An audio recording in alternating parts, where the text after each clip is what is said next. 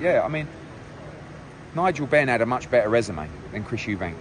You know, Chris Eubank was probably the bigger draw. He was more of a showman. But he did beat Nigel Benn once, and probably Ben should have won a rematch. But I think the victory over Gerald McClellan is an underrated victory. I mean, if you watch that fight back, particularly the first round, Nigel Benn was out of that fight. It was one of the most brutal fights you will ever see. And that was actually a massive win. And you look at him coming over to the States, beating Iron Barkley, you know, other fighters as well, Lalonde. Like, he travelled around, he was in big fights. He got beat by Eubank and got beat by Michael Watson, which was a shock. You know, because he didn't always live the best life, but he was a very, very entertaining fighter. I think one of the all-time greats. Eddie, where do you do that fight, in all honesty? I mean, Ben Eubank. We're going to do it in the UK. We do it in the UK. With no problems with certain organisations? We do what we got to do. I'm not going to sit around, when a guy is not banned or not suspended, I'm not going to just roll over and say, oh, okay, we've got to stand up for what we believe is right for this kid's career. He hasn't boxed in the UK for what will be coming up for 2 years. He was asked to go through two situations. One with the WBC hearing, he was cleared and reinstated in the rankings. He was asked to go through the UCAD hearing, who didn't even have jurisdiction over the tests, but he said, I'll do it. He won the case and the suspension was lifted.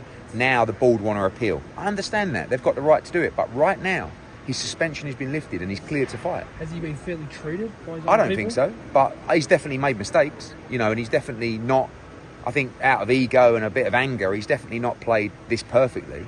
But he was asked to have a hearing. He won the hearing.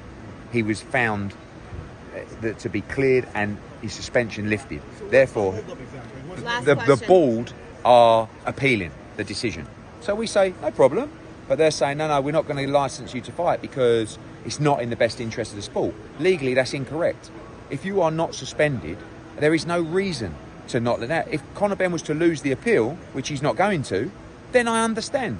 But right now, he's cleared to box. That's why no one could stop him boxing in Orlando. Not even the British Boxing Board of Control. They were asked, is he suspended? Because Florida wouldn't let him fight if he was suspended. And the board said, no, he's not suspended. And Florida said, oh, great, he's cleared to box. The British Boxing Board of Control should be doing the same. We need mega fights in Britain, and we're not prepared to stand by and watch a kid being mistreated who won a case and he's not suspended, a restraint of trade, and not let him fight. So we are, listen, the deal's got to still be done. But I am all systems go for Conor Benn to get the opportunity to fight Chris Eubank, February the 3rd, Spurs in front of 70,000.